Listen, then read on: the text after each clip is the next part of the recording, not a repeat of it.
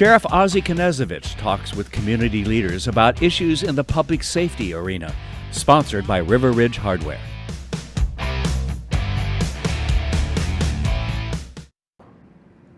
This is Sheriff Ozzie Knezovich with the Sheriff's Report. As you can tell, I have a special guest with me today, Chief Craig Meidl, Spokane Police Department. And I wanted to give the chance to the Chief to come in and talk about what he's seen in the community, what he's seen as far as the crime statistics in our community. And you know, Craig, I spent about an hour with Daniel Walters from the Inlander yesterday, and I've never seen the media so focused on trying to prove the crime went down over the last 2 years versus what we're seeing, and especially in violent crime. And it's an amazing thing to watch. I remember in May of 2020 when I stepped out and went, look, crime's going up because we've released a lot of people from the jail. April of 27th, you actually send out an email to Mike Sparber, the jail director, going, and Mike, when are you going to let people back into the jail? Because you were starting to see the trend coming up. We were looking at triple-digit increases, you know, and Melissa Luck from KXLY tweets out after my press conference going, basically, prove it. And I'm like, I've never seen anything like this. I've never seen such coordinated effort trying to talk about how things are so good and going down. And you know, we talked last night, and it's kind of counterintuitive for you and I to step up and go, you know, crime's going up because our report card is based on crime going the other way. Right. And I've just never quite seen anything like this. And last night you sent me a slide, and if we can go to that first slide, of statewide vehicle thefts trends, and that's 2021 versus 2022, January and February, and the blue is 22. Go to the next slide. This is all areas of the Spokane County jurisdictions. That includes the Spokane Valley. And if you look down at the property crimes area, you'll see vehicle theft, and we're right now at 47% increase in vehicle thefts for countywide in our jurisdictions. And you were looking at your CompStat data, and I think your vehicle thefts are a little bit higher than mine. Yeah, when you look at the data, we're over 85% increase year to date this year compared to last year. And when you look at our national ranking as a metro area, our area used to be ranked number 4 in the nation for vehicle thefts.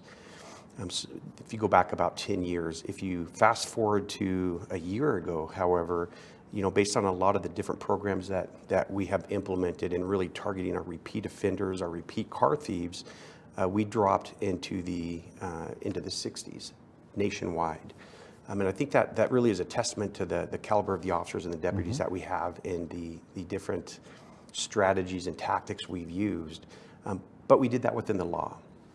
And again, going back to what you had said about, it is counterintuitive for chiefs and sheriffs to argue that crime is going up, right? Yeah. As you indicated, you know, we're graded on crime going down.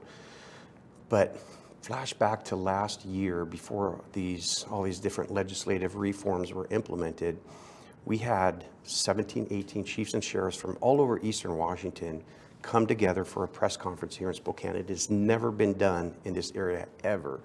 And you had some chiefs and sheriffs that drove for 4 hours to come for an hour press conference, to drive back for 4 hours. In other words, they gave up their entire day because we were looking at all of the different legislative reforms, and we realized there's a storm coming, and we need to let the community know. We're not fear-mongering. I've been accused of fear-mongering. I'm pushing back on reforms. I'm anti-reform, which couldn't be anything further than the truth. And you and I share that, because they've said the same thing about me. Anti-reform, anti-this, anti-that, racist this, white supremacist that. And I'm like, okay, because we're trying to tell the truth, you want to label us. And, you know, let's talk police reform. You know, Craig, in 2013 and 2014, I led an effort with the sheriffs of this state, all 39 of us, trying to change state law that said if a police officer lied or committed a crime on duty and we did our jobs and we followed the labor law and we proved our case, an arbitrator could not give those jobs back. We couldn't get those reform legislation out of committee. And as a matter of fact, many of the so-called reform champions of today, Marcus Riccelli, Tim Ormsby, Andy Billard, fought that legislation. Now, I'm not going to give the pass to the other side of the aisle because there were only 5 out of 15 representatives and senators that affect Spokane County that sponsored that legislation, 5. And there's only 3 Democrats that represent the an area in Spokane County. The rest are Republicans. So that tells you that this was a bipartisan, you know, we're not interested in police reform. I wonder how far we would have been today if we would have actually taken the actions and stances that we need to take and had true police reform. Perhaps we wouldn't be facing some of the things we're facing today, even at the national level, because Washington would have been truly a trendsetter in police reform at that point. But we get labeled with all this we're anti this, we're anti that. No, what we're anti is legislation that hurts our public. And that's what they forget.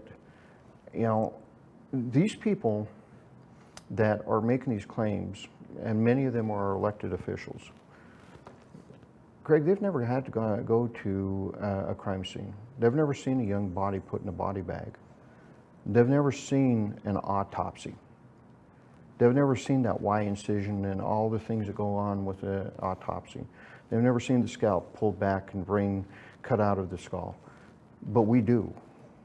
And that's what really drives me is I'm seeing way too many young people die in our community, and these same people that label us as anti are silent on the fact that many of our youth are dying in our community over the last year and a half, and many of them have been African Americans.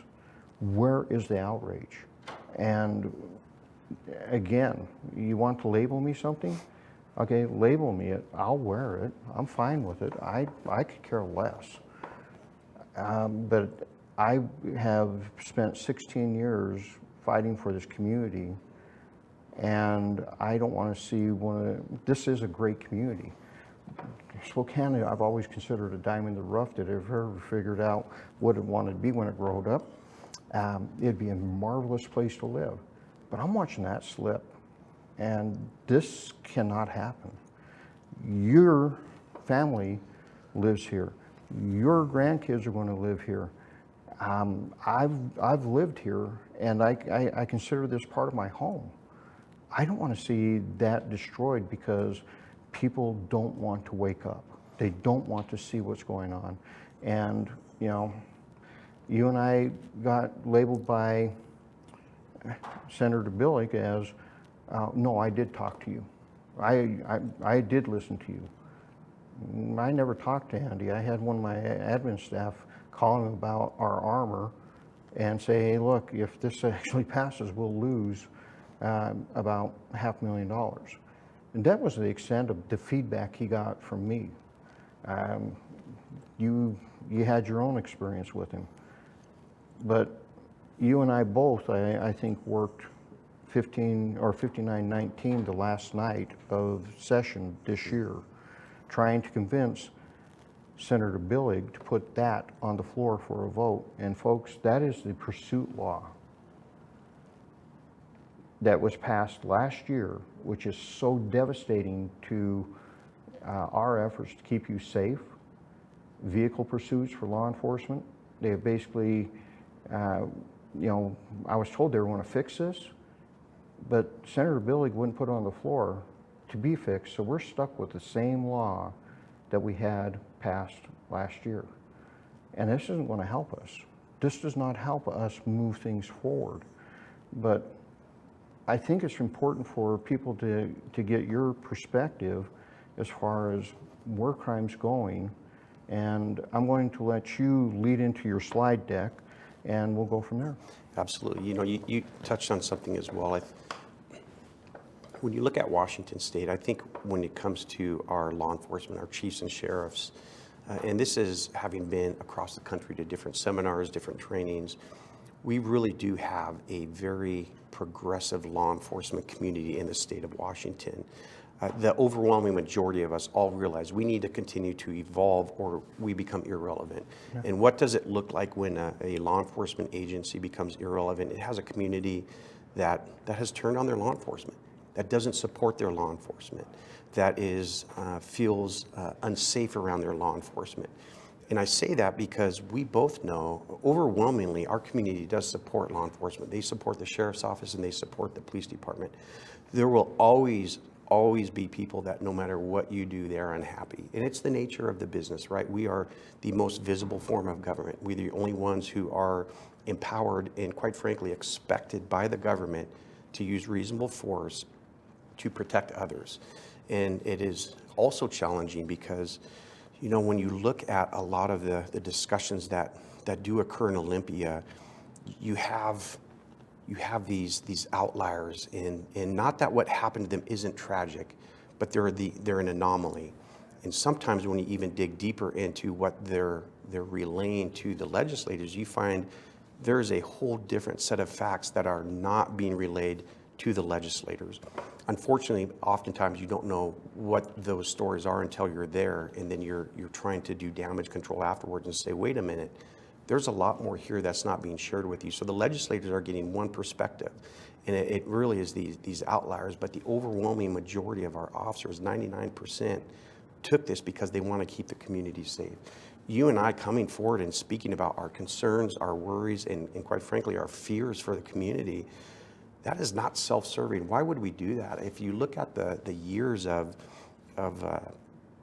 pushback we received from a very small segment of the group, why would we put ourselves through that? And quite frankly, we do it because it's the right thing to do, because we know what the truth is. We know this community supports us. And when you look at what our officers and deputies are doing every day, their job is every single day to go out and deal with victims, to deal with, quite frankly, evil. Someone who's been the victim of evil, someone who has witnessed that evil, or someone who's perpetrated that evil on that person. Every single day for the rest of your career, you're going to go out and have to deal with that evil. And so when we talk with the victims, and every single day we're hearing the same stories, and we're seeing a small group of people do it over and over again, we're going to obviously be concerned about the victims. We don't want this person who is oftentimes a one-person crime wave to continue to victimize the community. We want them to get help. But I think one of the lenses that is hard for a lot of folks to understand, because they're not dealing with them on the street at the time of arrest. They're dealing with them either in court, when they're cleaned up, they're calm, they're rational, they're maybe no longer on whatever narcotics they're on. They're seeing a different person, but they're not seeing that person as we see them right after they've committed these crimes. So we just have a different lens. And I do need to say, as you and I have discussed as well, thankfully the majority of the community does support us. Okay. And that's why we continue to do what we do, even though, you know, sometimes those attacks become very personal. And when it comes to labeling people, you know, one of the things I've realized over the years is when you label someone, it is easy to dismiss anything and everything they say after that point. You are X, so I no longer need to listen to you. You are irrelevant because I've already labeled you. And that's very dangerous. That's very dangerous. It's like, let's talk about the facts. Let's not label, let's not make it personal, but let's talk about the facts. We're more than willing, as we have a number of times, to have that conversation with you. So with that, I was asked to kind of review some of our crime stats. If we could go to the first slide. And go next one slide. Next slide. And okay, so I'm gonna, statistics, as most people know, can be very challenging as well. So I'm going to really give just a very brief Reader's Digest version of our crime. When you look at these two charts, on the left is violent crime over the last 5 years, on the right is property crime over the last 5 years. And one of the things we're hearing is that last year crime was down. But again, not trying to continue to pound the drum, but when you look at what our crime rate is doing versus the red 5-year trend line, you'll notice in 2021, the majority of the violent crime in 2021 is above that trend line. So what that means is for the majority of 2021, we are above our 5-year trend. In other words, violent crime is trending up. However, you're seeing that it's down 6.1%. That's because of the gains that we have made since 2021. So when you're looking at the overall gains, yes, we are down, and that's due to a lot of hard work, but the trend for 2021 shows an increase in that violent crime. And when you go to look at the property crimes on the right side of the screen there, look at about the middle of 2021. That's when those reforms went into effect. And that's when you will notice a huge spike in our property crimes, obviously above the 5-year trend line as well. And again, we can say, well, 2021 property crime overall is down 19%. But again, that's because of the gains that we had made since 2021. And you can see by, the gains we had made over the last 5 years, but you can see by 2021, especially the middle of the year when the reforms went into effect, property crime is above that 5-year trend line. So again, real quickly as well, can you go to the next slide? So we're looking at, obviously, violent crime. This is specific to homicides. Homicides definitely can fluctuate year to year, but we are looking at WASPIC. WASPIC is the Washington Sheriffs and Police Chiefs Association. You're looking at an increase of homicides of almost 50% compared to 2019. And murders overall have gone up almost 70% since 2016. So we're seeing an increase in a trend in homicides. Now we can say, well, homicides are going up, but there's also those that, but for the grace of God, weren't homicides, the aggravated assaults as well. So there's a nexus between homicides and aggravated assaults. With our medical advances, we're able to save a lot of people that otherwise would die. So I would argue that our murders will be tied into our aggravated assaults. One of the things, Chief, that you focus on, you had 21 homicides, broke a record for the city. In 21, you had 14, which is still above your trend line period. For the city of Spokane Valley last year, we broke their homicide record by 3 times the number. Yeah. And this, this is a trend that we continually see moving up. I swear for the last month, we can't hardly get through a weekend without a shooting or a drive-by shooting. And it is getting very concerning for everybody out on the street. I hear it from the citizens, and they're very concerned. And my job, and I've always viewed what I do for the citizens, is to be their voice. And elected officials, I think, have forgotten that is their role. They are the citizens' voice. But it doesn't seem like very many of them want to listen to the voice anymore, even. And when you bring that voice forward, you're again labeled, whatever you want to label, and that is a cancellation type of move. If I want to cancel you, I'll just label you something, and therefore I know that if I stick that label on you, X amount of the public's not going to listen to you anymore, because you're evil. You can't be listened to, you can't be trusted, and I'm watching that not just in the political realm, but I'm watching that in the media realm also. This constant challenge of anything that law enforcement does or says. One of the things that I've always been amazed at, because let's face it, you have activist groups that are demanding more CIT training for SPD. And I look at that and go, what do you not realize that SPD was a trendsetter? 2005, you guys started CIT training. And I believe that 100% of your agency is CIT trained at the 40-hour level, if I'm not mistaken. That's correct. How can they be demanding more, and we're trying to catch up with that? How can they demand more, or is it they just don't know what they're talking about, and it's just another label? You're anti-reform, you don't want CIT training. Your agency And this region led that effort from 2005 on. 2007, we combined with excited delirium training, and quite frankly, we were demonized for that too, back in that time. It's really hard to understand the motivation behind these folks. But let's go back to the slide and go to the next one. Excuse me, as you alluded to as well that earlier with our drive-by shootings, our drive-by shootings have been, they've just been through the roof, right? And we know based on intelligence and interviews, this is a very small group. This is a very small group. Much of it, and quite frankly, most of it is gang-related. And one of the challenges we're seeing now that has always been a challenge, but it's at a level that we have not seen before, is lack of cooperation from victims, from witnesses, and even from families. So these are very challenging because we rely on other people to tell us who did it. And when they are not telling us who did it, even ones who've been shot, absolutely will refuse to talk to us. It's created the perfect storm where one group then retaliates against another, and then they retaliate against each other, and it continues to snowball. And you'll see by the bottom figure there as well that this is happening across the state. This is not unique to just Spokane. And so all of our shootings last year, you'll notice we're up over 100%, and in the last 3 years, up almost 3 times of what they have been. And so we obviously continue to work those. We have combined units that work those together. We share intelligence on those as well. But we're really struggling, and some of it, if you talk to our officers, some of it seems to be, quite frankly, a lot of the anti-law enforcement sentiment, specifically over the last several years, that has really made it challenging, where we truly go out every day with the intent of keeping the community safe.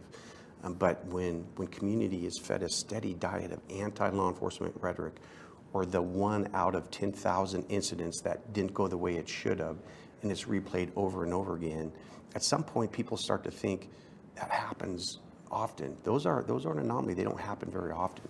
And again, I keep going back to this, but I do need to keep reminding myself in our department, the vast majority of the community does appreciate us, and they know what we're going through as well.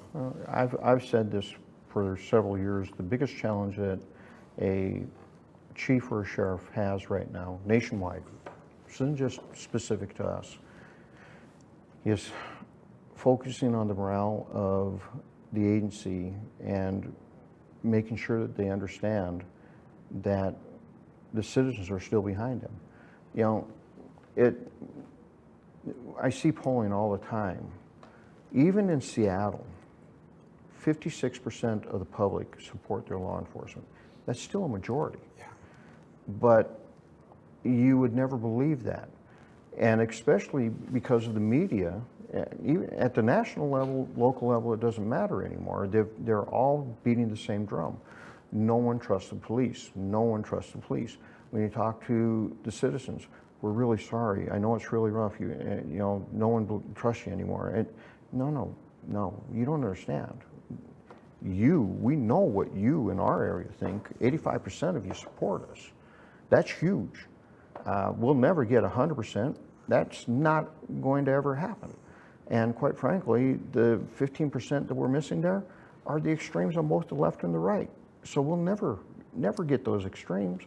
But it's this constant drumbeat of, negative. Our job, try to keep our folks, motivated, and because you can't see what they see on a continual basis and have this belief that no one cares about what you're doing or about you or about the work that you're doing for them.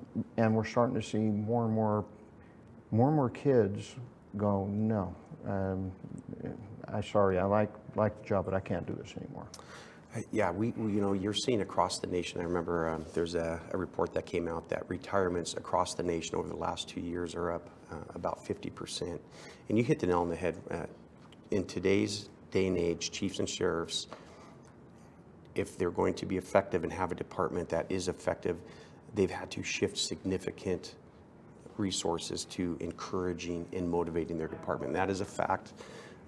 Because officers are not looking for, deputies are not looking for the community to stand at the top of the mountain and yell and scream of how awesome we are, right? They're not looking for that. But neither are they looking to be demonized, and especially demonized because of very few outliers that quite often all of us would agree with that should not have happened. And we look at misconduct in law enforcement compared to other professions, whether it's the medical profession, the educational profession, the clergy, we are head and shoulders above in behavior and lack of misconduct as well. The difference is we tend to get put in those very intense, very dynamic situations, and we have to make split-second decisions, and we make mistakes at times. But it's either a mistake we'll train and correct, or it's a mistake where you didn't do this, you knew you shouldn't have done this, you no longer can be a police officer as well. But I do agree that, I'm really spending significant resources on trying to develop wellness programs and reminding our officers, this community supports you.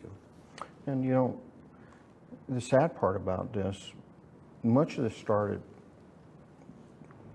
in August of 2014 in a place called Ferguson.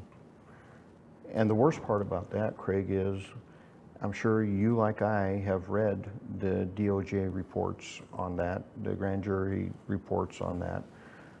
And what this nation was told about that event in Ferguson was a lie.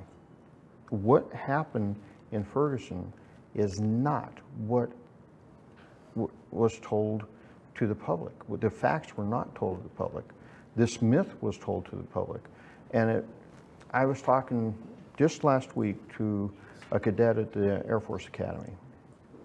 And he asked me about the political nature of sheriff and things like that. And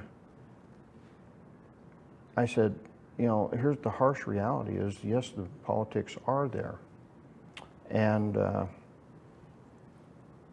you have to overcome those. And I talked about Ferguson, and he did not even know the facts of that. The fact that Michael Brown had that gun pointed in the belly of the police officer, that he had taken the police officer's gun away from him, that he pried that gun away, the first round went into the door, he was able to recover his service weapon, and that's when Michael Brown walked away. He went after him, Michael Brown turned around again and charged him and shot him. A reporter from the Washington Post had to do a op-ed report on, I was wrong. Michael Brown was not the victim here. He was the suspect. It's that misinformation that we fight with, and that information that we fight with concerning the property crimes. I'm getting a signal that we need to wrap up. So let's go back to the slides real quick, because I want to make sure the chief gets through the next one. Next slide.